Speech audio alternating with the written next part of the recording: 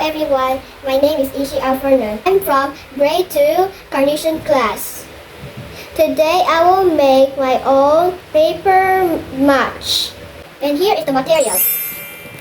Water, my own base, scissor, glue, gao, disposable bowl. And the last one is paper. So let's start. First we need to put the gao here.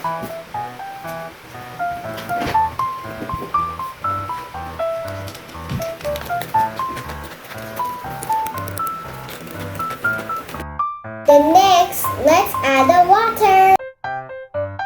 Then let's mix it.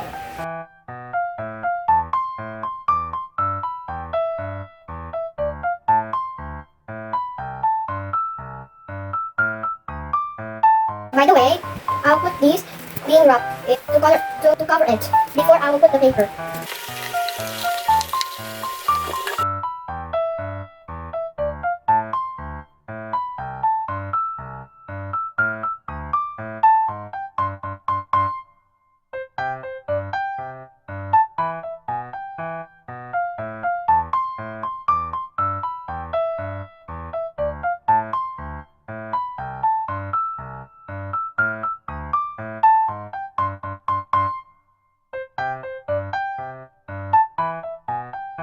And now it's done.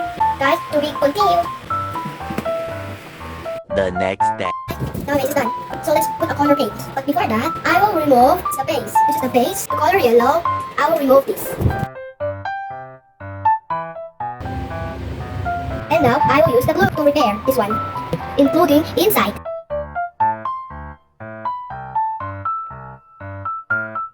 And now let's put the color. I chose the color Brilliant Purple.